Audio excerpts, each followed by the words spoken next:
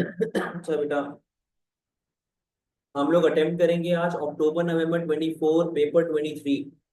मैं आप लोगों को इसके आंसर्स डिक्टेट करवाऊंगा। अपने पास नोटबुक पेन वगैरह सारी चीजें लेके बैठो, जाओ जल्दी से लेके आओ, अगर नहीं है तो फौरन जाए नोटबुक्स वगैरह लेके आए। 2 मिनट दे रहा हूँ आप लोगों को।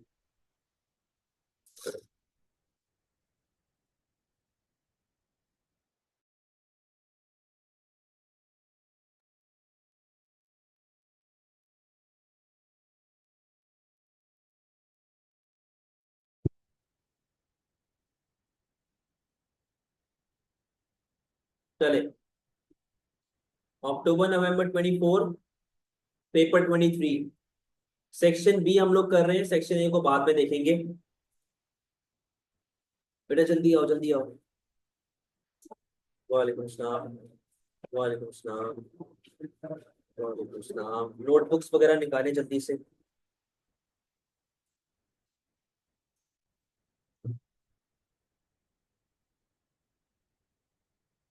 मैं आप लोगों को आंसर्स आज डिक्टेट करवाऊंगा, ठीक है? सारे सारे आंसर्स लिखवाऊंगा, तो बेटा नोटबुक्स निकालो। हम लोग अभी अटेम्प्ट कर रहे हैं कौन सा? अक्टूबर नवंबर 24 पेपर 23।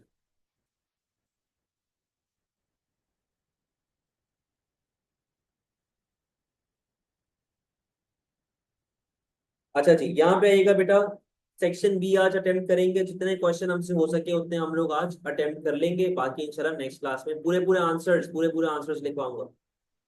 देखिए जी क्या कह रहा है। Question number 2, Luxembourg is a country with a high level of economic development. यानी कि उसने हमें केस में एक बात बता दी कि यार आपके पास इकोनॉमिक डेवलपमेंट हो रही है अच्छी खासी। Its government intervenes in an attempt to overcome some of the disadvantages which might exist in market economic system। कहता है कि उसकी गवर्नमेंट जो है ना, बार बार इंटरवीन करती है। क्यों इंटरवीन करती है? क्योंकि जो प्रॉब्लम हमारे पास मार्केट इकोनॉमिक सिस्टम में हो रहे हैं, हमें वो प्रॉब्लम्स को ओवरकम करना है। Some of the country's firms operate in competitive markets, but some are monopolies। कुछ फर्म्स कंपैरेटिव मार्केट में ऑपरेट करती हैं, कुछ फर्म्स मोनोपोलीज होती हैं। Households in the country save a high proportion of their income। आय वाला immigration is the main cause of the countries growth in population.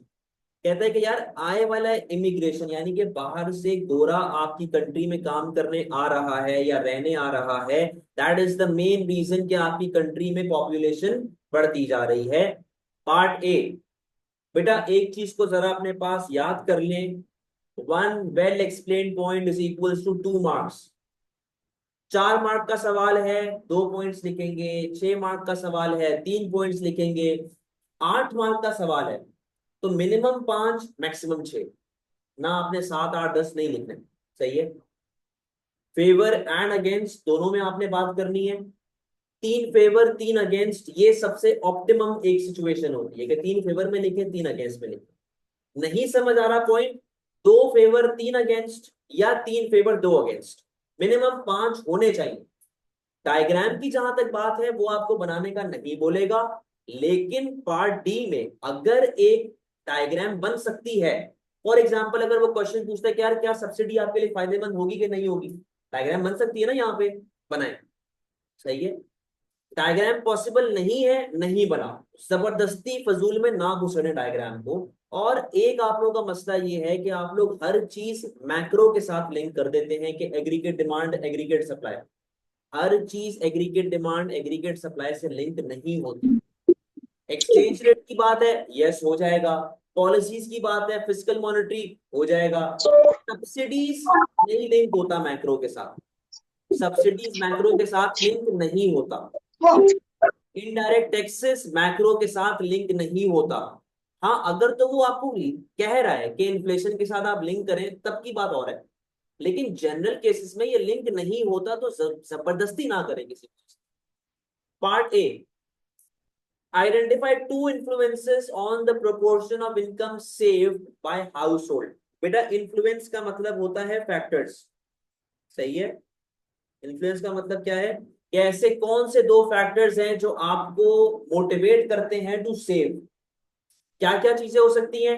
Interest rate, अगर interest rate ज्यादा है तो आप सेविंग करेंगे। इनकम, अगर आपकी इनकम ज्यादा है तो आप सेविंग करेंगे, डायरेक्ट टैक्सेस अगर कम है तो आप सेविंग करेंगे। तो बेटा ये देखो, ये दो बातें आप लिखेंगे ना, वैसे मैंने तीन लिखी हुई है, मैंने तीन लिखी हुई है, आप कोई सी भी दो लिखेंगे आपको 2 मार्क मिल जाएंगे, क्योंकि उसने क्या बोला था, लिस्ट या आइडेंटिफाई। इसका मतलब होता है सिर्फ नाम लिखना, एक्सप्लेन आपने नहीं करना। कोई मसले वाली बात है? क्लियर है? तीन बातें लिखी हुई है, कोई सी भी दो आप यहाँ पे लिख सकते हैं, 2 मार्क मिल जाए। पार्ट बी पे आओ। Explain to characteristics of a monopoly. भाई मोनोपोली वो फर्म होती है जिसका हाईएस्ट मार्केट शेयर होता है, मोनोपोली वो फर्म होती है जिसकी डिमांड इनइलास्टिक होती है, इम्परफेक्ट कंपटीशन में एग्जिस्ट करती है, इम्परफेक्ट नॉलेज यहाँ पे चल रही होती है, कंज्यूमर्स को वो एक्सप्लॉइट करती है। समझे बात को? इसके अलावा बैरियर्स टू एंट्री काफी हाई होते हैं मोनोपोली में। अब देखिए मैंने आंसर कैसे लिखा हुआ है 4 मार्क का, आप लोगों को मैं डिक्टेट करवा रहा हूँ, लिखे जरा। Monopoly is a firm which dominates the market. Monopoly is a firm which dominates the market by having the highest market share. Monopoly is a firm which dominates the market by having the highest market share. Full stop. Monopoly is a single seller. Monopoly is a single seller having, monopoly is a single seller having inelastic price elasticity of demand, inelastic price elasticity of demand with no close substitutes. ठीक है, with no close substitutes. Full stop. Next paragraph. बेटा यहाँ पे मेरा एक paragraph था, मेरी एक बात यहाँ पे एंड हो गई। मुझे ये बताएं कितनी लाइनों में आंसर आया आपका ये वाला एक paragraph?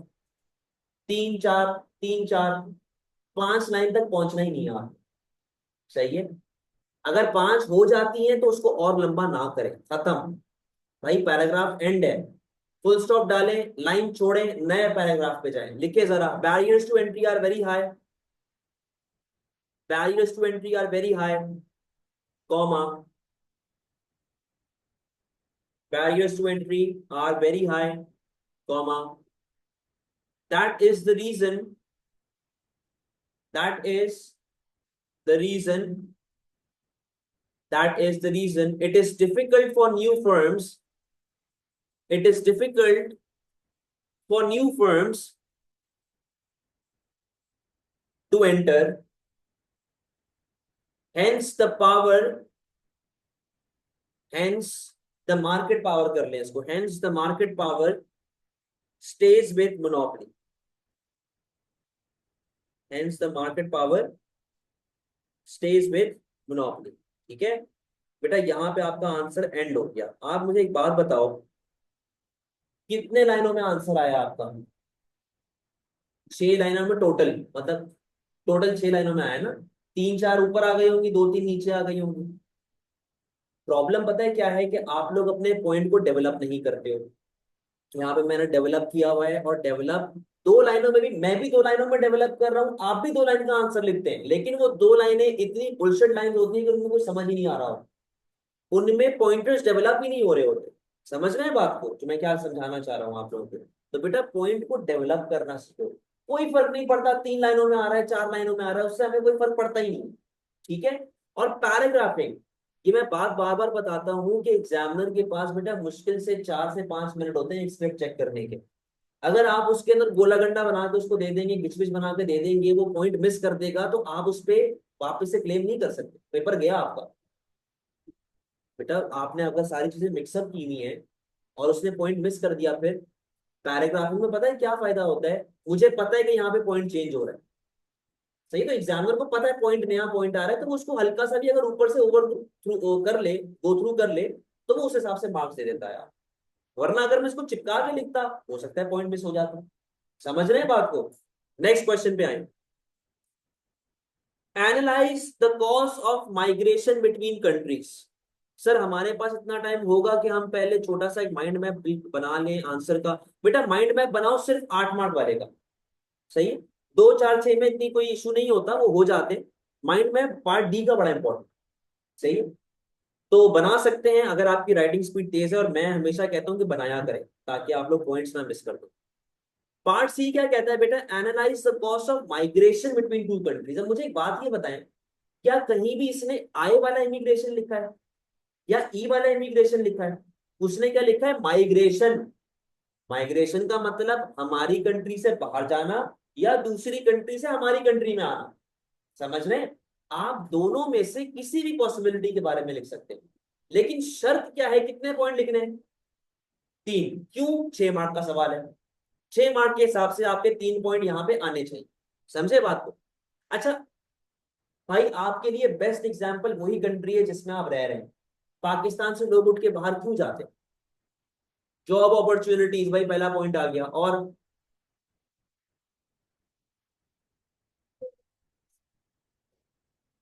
Better lifestyle, better standard of living, very good. और education, political instability, very good. और क्या हो सकता है? Better health care, business. सही है, इतने सारे पॉइंटर्स हैं ना। हमने कितने लिखने हैं? 3। अब मैंने किन किन के बारे में लिखा हुआ है? अच्छा, lower cost, very good, businesses के लिए बड़ा अट्रैक्टिव पॉइंट है, कॉस्ट कम है भाई। मैंने लिखा हुआ है अपॉर्चुनिटीज का, मैंने लिखा हुआ है एजुकेशन का, और क्राइम रेट वगैरह से बचने का। सही है। अब लिखना जरा स्टार्ट करें। One of the reasons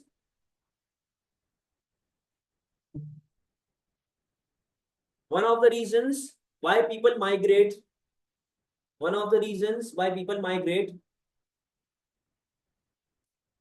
is better opportunities. One of the reason why people migrate is better opportunities in other countries. For example, job opportunities and better standard of living. Job opportunities and better standard of living. Full stop. For example, for example, a person moving from country X to country Y. For example, a person moving from country X to country Y, because his skills because his skills are in demand, because his skills are in demand, gaining him higher wages या allowing him to earn more money. ठीक है, allowing him to earn more money या gaining him higher wages. Full stop. बेटा ये मैंने क्या point बनाया कि भाई हो सकता है कि कंट्री वाई में मैं जो काम करता हूं उसकी डिमांड ज्यादा हो, तो जब मेरी डिमांड वहां पे ज्यादा होगी तो मुझे पैसे भी ज्यादा मिलेंगे, तो ये एक रीजन हो सकता है कि हम लोग क्यों शिफ्ट कर जाते हैं। Second paragraph, there is a possibility of better education, there is a possibility there is a possibility of better education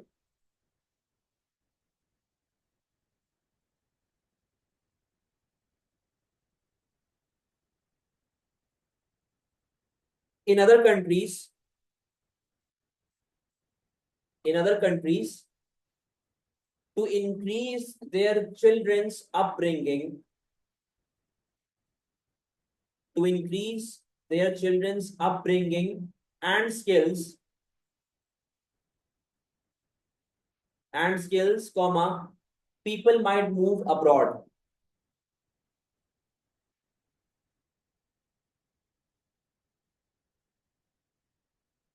सही है कि जी बच्चों की अच्छी परवरिश के लिए हम लोग बाहर जा रहे हैं। Third point, in order to avoid conflicts, in order to avoid conflicts, बेटा नेक्स्ट पैराग्राफ जल्दी से। In order to avoid conflicts in their parent country, parent country क्या, जहां के हम ओरिजिनली हैं। In order to avoid conflicts in their parent country, comma, example crime rate comma corruption, comma political instability भी लिख सकते हैं आप यहाँ पे। Crime rate comma corruption comma political instability etcetera, people might move to other countries people might move to other countries where they feel safe, where they feel safe. ठीक है, यहाँ पे आपका बेटा ये पूरे का पूरा एक पैराग्राफ कंस्ट्रक्ट हो चुका है और आपका आंसर 6 मार्क का एंड हो चुका है. कितनी लाइनों में आया भाई, टोटल बताइएगा. 11. मतलब आप समझ रहे हैं कि आपने 1 मार्क गेन करने के लिए 2 लाइंस लिखी हैं अप्रोक्सीमेटली, अगर 11 लाइनों में आपका आंसर आ रहा है. तो बेटा आंसर की लेंथ मैटर नहीं करती, आंसर की क्वालिटी मैटर करती है, क्वालिटी अच्छी होनी चाहिए. ठीक है, दोनों में से कोई भी लिख सकते हैं. आप ये भी लिख सकते हैं कि भाई बाहर से लोग हमारे मुल्क में क्यों आ रहे हैं.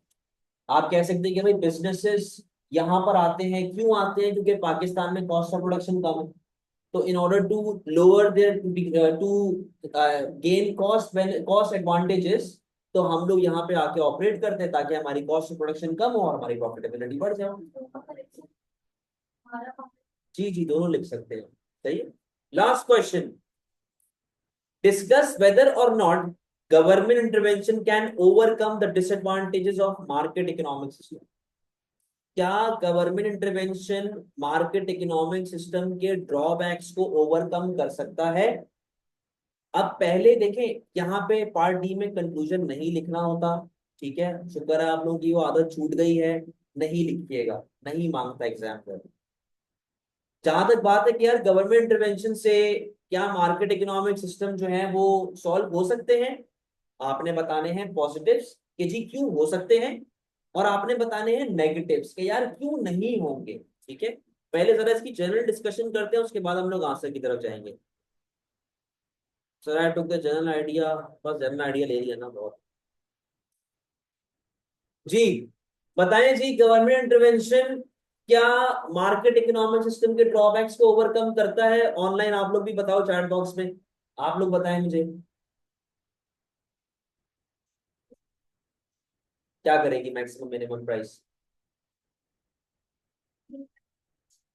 वेरी गुड भाई, पहला पॉइंट आया कि जो आपके पास डीमेरिट गुड होते हैं, जो ओवर कंजम्पशन ओवर प्रोडक्शन वगैरह के जो मामला चल रहे होते हैं, in order to solve the problem of market failure government intervention जो है काफी ज्यादा बेनिफिशियल रहेगी. ठीक है, और क्या हो सकता है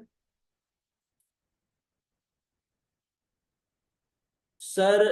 यस, क्योंकि मॉरल हैजर्ड्स कम तो होंगे, लेकिन किस तरह के मॉरल हैजर्ड कम होंगे बेटा. It does imposing minimum wage rate. Minimum wage rate, excellent point भाई. वर्कर्स को हम लोग एक्सप्लॉइट कर रहे थे, गवर्नमेंट ने मिनिमम वेज लगा दी, तो वर्कर लोग ज्यादा पैसे कमाना शुरू करेंगे, इनइक्वालिटी ऑफ इनकम कम हो जाएगी. Excellent point. डंपिंग वगैरह बेटा, डंपिंग का लिंक होता है इंपोर्ट्स के साथ, मैक्रो का पार्ट है, आप छोड़ दें डंपिंग को, मैक्रो को इन्वॉल्व ना करें यहाँ पे. Provide more cheaper options. हाँ, अगर गवर्नमेंट खुद देना शुरू कर दे तो चीपर ऑल्टरनेटिव्स अवेलेबल हो जाते हैं गरीब लोगों के लिए. For example government schools, government hospitals वगैरह. सही है. फर्म्स को सब्सिडीज प्रोवाइड करेंगे ताकि कॉस्ट ऑफ प्रोडक्शन कम हो जाए, इसको आप मेरिट गुड के साथ भी लिंक कर सकते हैं.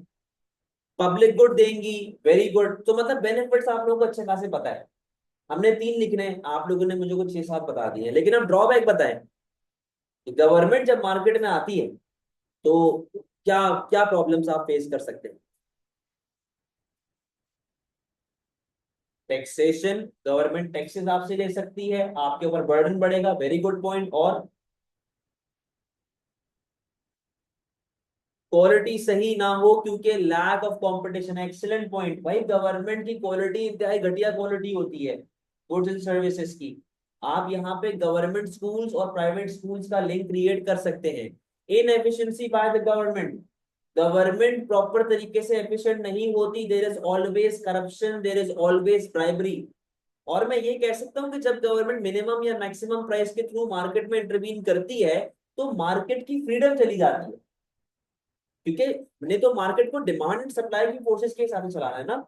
अब अगर मार्केट की फ्रीडम ही चली जाए तो डिमांड एंड सप्लाई का रोल ही क्या रहेगा, कोई रोल नहीं रहेगा. चले बेटा आंसर लिखना स्टार्ट करें. 2 का डी स्टार्ट करेगा. When market fails due to under consumption, when market fails due to underconsumption of merit good,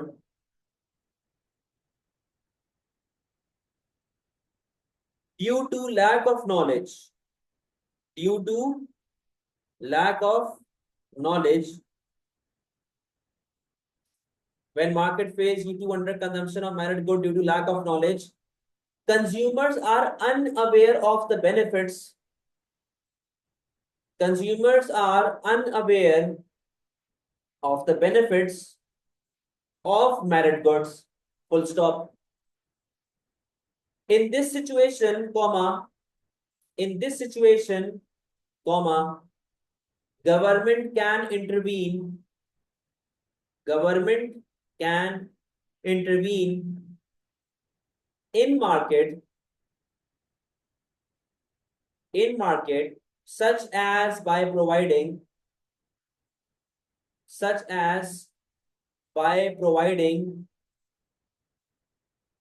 merit good themselves,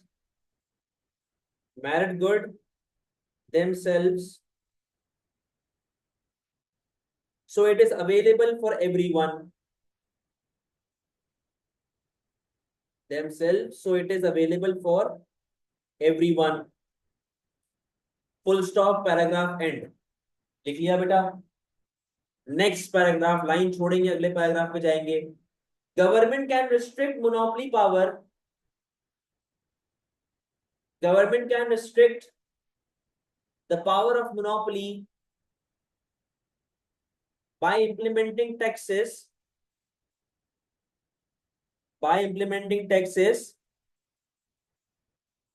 and other regulations,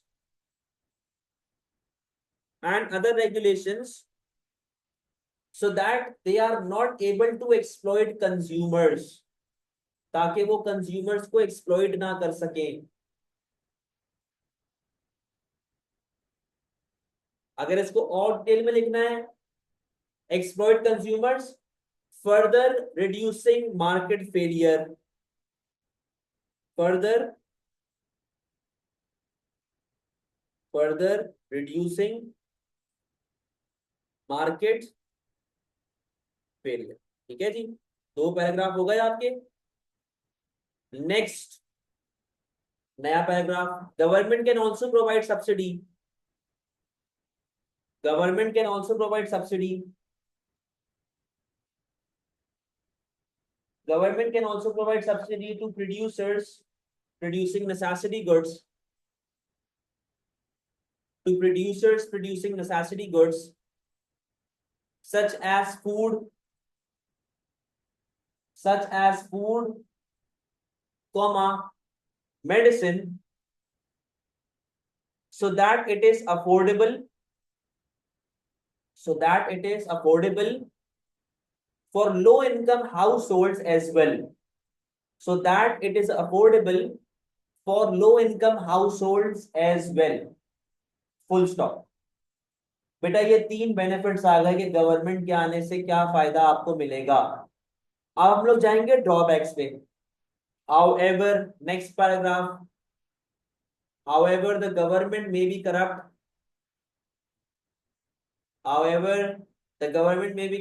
Comma, which means that it is involved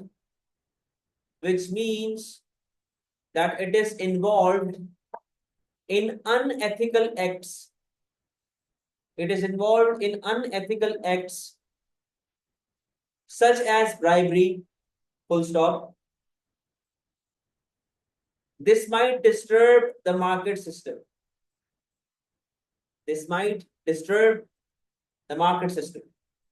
Next paragraph. Government usually takes up time. Next paragraph. Government usually takes up time to make decisions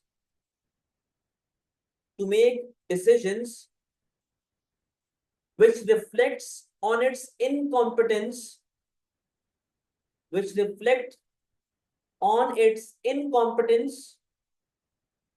and inefficient behavior. बेटा government जो है decision लेने में काफी time लगाती है। Time जब लगता है तो इससे ये बात साबित होती है कि हमारी गवर्नमेंट बिल्कुल भी इस काम के लिए सूटेबल नहीं है, काफी ज्यादा इनकॉम्पिटेंट है, इनकॉम्पिटेंस है, और इनएफिशिएंट बिहेवियर आपके पास आ रहा है। समझ गए बेटा बात को? डन हो गया। Next paragraph. Government intervention will disturb government intervention will disturb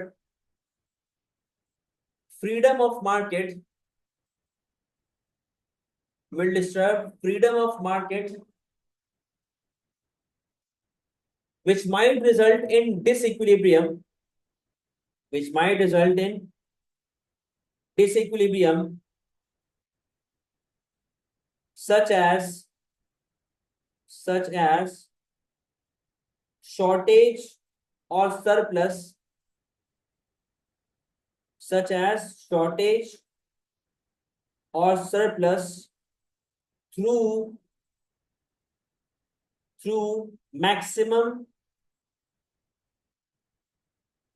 and minimum price, through maximum and minimum price in market, disturbing the forces of demand and supply, disturbing the forces of demand and supply। समझ गए बेटा बात को? यहाँ पे आपका 8 marker and होता है। सवाल ये है कि सर आप इतनी इंफॉर्मेशन क्यों लिखवा रहे हैं 8 मार्कर में? बेटा मैं इतनी इंफॉर्मेशन इसलिए लिखवा रहा हूँ, मैं 6 पॉइंट क्यों लिखवा रहा हूँ, तो इसके पीछे रीजन ये है कि इन केस ये पॉइंट गलत होता है ना, तो एग्जामिनर इसको इग्नोर करके ये वाले 2 चेक कर लेगा। समझे? तो आपको एक मार्जिन मिल जाता है कि यार कल को अगर आप कोई मिस्टेक करते भी हैं तो वो इतनी ज्यादा आपके लिए प्रॉब्लम क्रिएट नहीं करेगा। समझ गए बेटा बात को? क्लियर है? ऑनलाइन बेटा आप लोगों को बातें समझ आ रही हैं?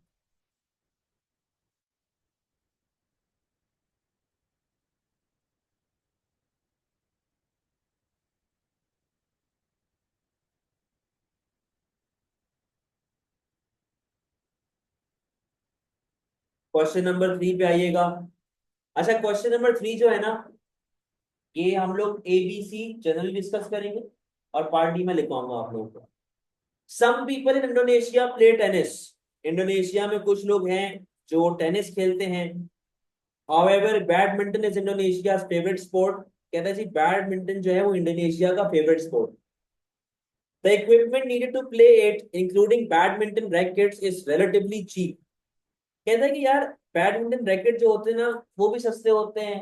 आप शटल बटल यूज करते हैं ना उसके अंदर बैडमिंटन में, वो भी सस्ती होती है, कोर्ट भी सस्ता होता है, टेंशन कोई नहीं होती। Players from the country win a high proportion of international tournaments.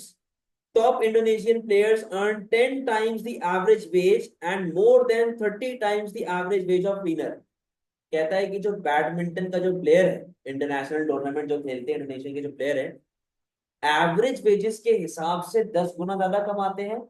और एक एवरेज क्लीनर जो होता है यानी कि सफाई वाला बंदा है, उसके मुकाबले में मोर देन 30 टाइम्स कमा रहे हो। Identify 2 decision makers involve in economics. बेटा कौन कौन लोग हैं जो इकोनॉमिक एजेंट्स होते हैं आपके? Government and producers and consumer. 3 होते हैं, कंज्यूमर, प्रोड्यूसर एंड गवर्नमेंट। तो आपने कोई से भी 2 के नाम लिखने हैं, कंज्यूमर, प्रोड्यूसर, गवर्नमेंट। कंज्यूमर की जगह आप हाउस होल्ड का नाम भी इस्तेमाल कर सकते हैं, प्रोड्यूसर की जगह फर्म का नाम भी इस्तेमाल कर सकते हैं, मर्जी आप। अच्छा explain the relationship between demand for tennis racket and demand for badminton racket. Demand for tennis racket and demand for tennis balls.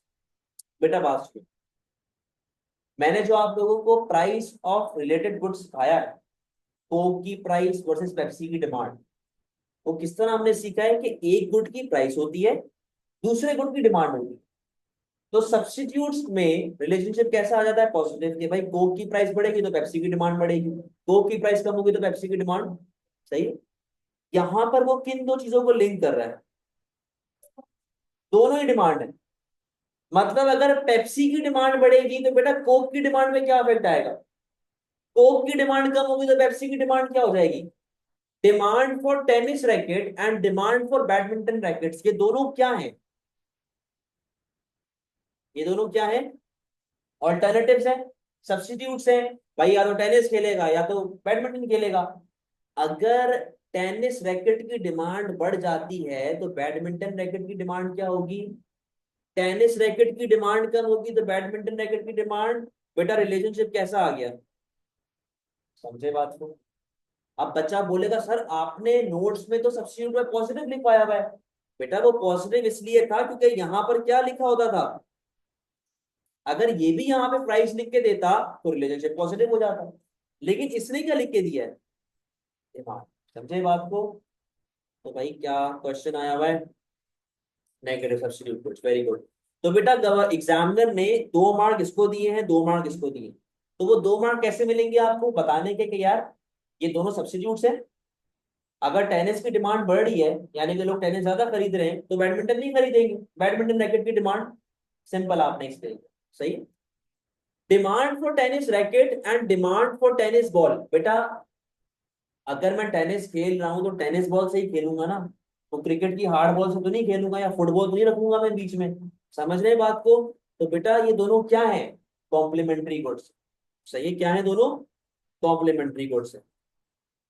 और इन दोनों में रिलेशनशिप कैसा आएगा, पॉजिटिव या नेगेटिव, रैकेट की डिमांड में और टेनिस बॉल की डिमांड में रिलेशनशिप कैसा आएगा, पॉजिटिव या नेगेटिव, पॉजिटिव, क्योंकि बेटा अगर मैं टेनिस खेलने जाऊंगा तो बॉल भी तो चाहिए, रिलेशनशिप कैसा आ जाएगा। अब बच्चा बोले सर आपने नोट्स में तो नेगेटिव लिखवाया हुआ है, बेटा वो नेगेटिव क्यों लिखवाया हुआ है, समझे बात को, वो प्राइस के साथ लिंक हो रहा हो, कोई मसला, वेरी गुड। तो आपने यही बातें बतानी है, आपको 4 मार्क तो दे देगा बट सेपरेट पैराग्राफ में बताइएगा। Analyse why most cleaners earn a low wage, भाई क्लीनर लोग की तनख्वाह कम क्यों होती है, जी बताएं क्या कह रही है, सही कह रही है, मिनिमम वेज रेट यानी कि कम होगा, नहीं होता, कम होगा। तो पहला पॉइंट क्या आ गया, लोअर मिनिमम वेज, के भाई गवर्नमेंट की तरफ से रिस्ट्रिक्शन एज सच कोई है ही नहीं कि आपने इतने पैसे देने हैं, आपकी कम रिस्ट्रिक्शन है तो फिर आप फंस जाएंगे। और क्या होगा बेटा, less skilled, very good, skills आपके पास कम है, हैजर्डस जॉब नहीं होती, खतरनाक, मतलब इतनी कोई वो जॉब नहीं है कि कोई भी नहीं कर सकता, हर बंदा कर सकता है। नेचर ऑफ जॉब, भाई नेचर ही ऐसा है कि यार आपने कचरा उठाना है या फिर आपने एक क्या कहते हैं हल्का काम करना है तो उसमें इतनी तनख्वाहें नहीं होती। मैं ये कह सकता हूँ एजुकेशन कम होती है उनकी, नॉलेज कम होती है, स्किल्स कम होती हैं, ठीक है। तो बेटा आपने 3 बातें एक्सप्लेन करनी है, आपको 6 मार्क मिल जाएंगे। पार्ट डी पे आएगा, discuss whether or not government should tax sports equipment, क्या गवर्नमेंट को स्पोर्ट्स इक्विपमेंट पे टैक्स लगाना चाहिए या नहीं लगाना चाहिए, पहले आप बताएंगे क्यों लगाना चाहिए, फिर आप बताएंगे क्यों नहीं लगाना चाहिए। तो बताएं भाई क्यों लगाना चाहिए,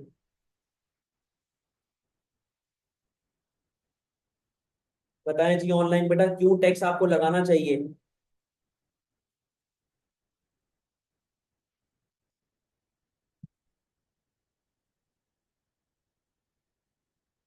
बेटा यहाँ पे इनडायरेक्ट टैक्सेस की बात हो रही है, गवर्नमेंट रेवेन्यू, टैक्स रेवेन्यू बढ़ेगा, वेरी गुड, टैक्स रेवेन्यू बढ़ेगा, पैसे को मुल्क में लगाएं, इंफ्रास्ट्रक्चर पे लगाएं, री इन्वेस्ट करें, ठीक है। और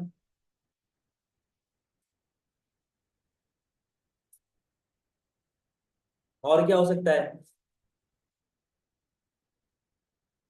टू डिक्रीज कंजम्पशन, मर्जी भाई कम करना चाह रहे हैं। लेकिन मेरे हिसाब से अगर मैं ड्रॉबैक्स की बात करूं तो टैक्सेस लगाना ऑन स्पोर्ट्स इक्विपमेंट वो ज्यादा हार्मफुल है। रीजन क्या है कि अगर आप टैक्सेस लगा देंगे तो वो बच्चे जो हैं जो भी हैं बड़े बच्चे जो भी हैं वो खेलेंगे ही नहीं, फिटनेस कम हो जाएगी, हेल्थ पे अफेक्ट आएगा, प्रोडक्टिविटी गिरेगी, लेस हेल्दी वर्कफोर्स होगी, मोटे हो जाएंगे लोग, So people don't hoard the equipment and create a shortage of supply. ये भी पॉइंट आप देख सकते हैं। तो बेटा आप आंसर जरा लिखना शुरू करो। रेवेन्यू आएगा, वो तो पॉइंट हम पॉजिटिव में लिखेंगे ना। चले जी आंसर लिखना स्टार्ट करें। Indirect tax is a tax. Indirect tax is a tax. वैसे नॉलेज की जरूरत नहीं होती पार्ट डी में, लेकिन मैंने दी हुई एक लाइन में मैंने एक्सप्लेन किया इनडायरेक्ट टैक्स होता क्या। Indirect tax is a tax imposed by government, imposed by government on goods and services. Indirect tax is a tax imposed by government on goods and services. Full stop. Tax imposed on sports equipment. Tax imposed on sports equipment will help government earn tax revenue, will earn tax revenue as there are many professionals, as there are many professionals in Indonesia. Full stop. The government can reinvest this tax revenue in economy. The government can reinvest this tax revenue in economy. For example, on infrastructure. For example, on infrastructure. Done.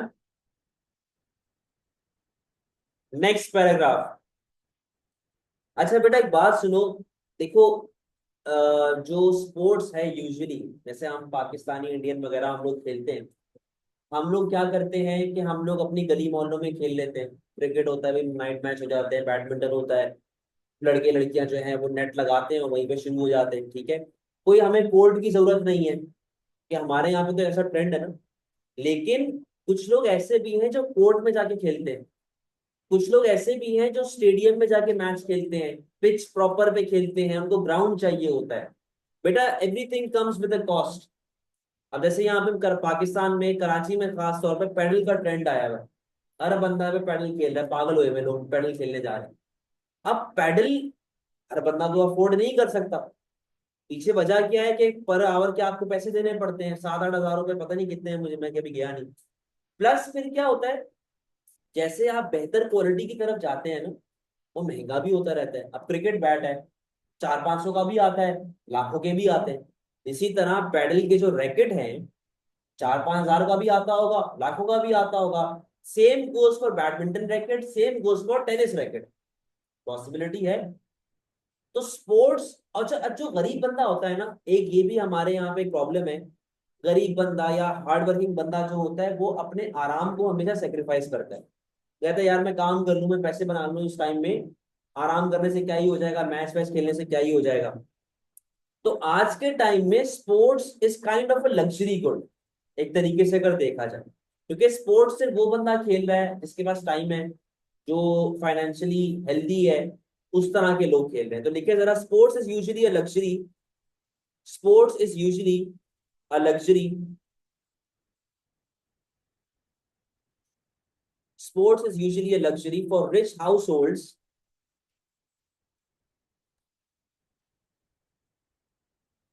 sports is usually a luxury for rich households as they may spend more, as may as they may spend more on this activity, as they may spend more on this activity. ठीक है, on this activity, full stop. This gives an incentive, this gives an incentive slash chance to government, this gives an incentive slash chance to government to earn tax revenue, to earn tax revenue from rich households, from rich households, leading to, from rich households, leading to redistribution of income, leading to redistribution of income, अमीर से लो गरीब को दो। दूसरा objective क्या आ गया? Redistribution. खत्म हो गई बात। अब हम जाएंगे कि भाई क्यों नहीं लगाना चाहिए। नेक्स्ट पैराग्राफ में आए। However, taxes will discourage consumers. However, taxes will discourage consumers to play sports, to play sports, which will result in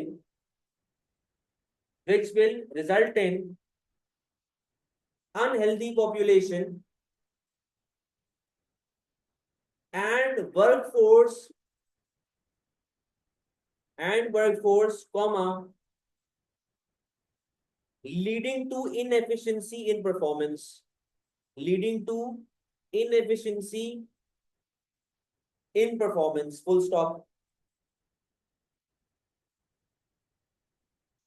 Done.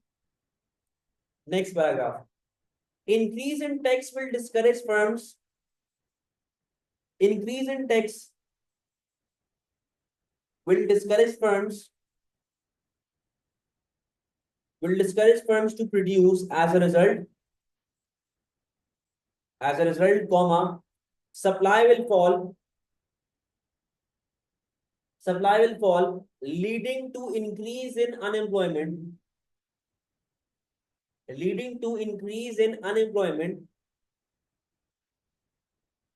as firms might lay off, lay off का मतलब निकाल देना, as firms might lay off some workers to cover cost, कि भाई मैंने अपने tax का खर्चा बचाने के लिए कुछ वर्कर्स को नौकरी से निकाल दिया, leading to unemployment. Done. Last paragraph. Sports are considered to be a merit good. बेटा एजुकेशन, हेल्थ केयर, स्पोर्ट्स वगैरह सब मेरिट गुड होते हैं। Sports are considered to be a merit good, full stop. Merit goods are already under consumed. Merit good पहले ही under consume होता है, are already under consumed, and this action will further lead to underconsumption, and this action will further lead to underconsumption, giving rise to market failure, giving rise to market failure.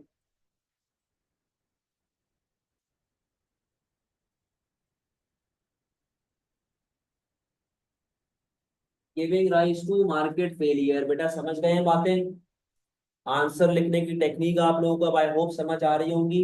अब हम लोग जब पास papers करेंगे इंशाल्लाह ऐसे ही करेंगे कि आप लोगों को आंसर में पूरे पूरे लिख पाऊं। ठीक है बेटा? ऑनलाइन बेटा आप लोगों को कोई मसला?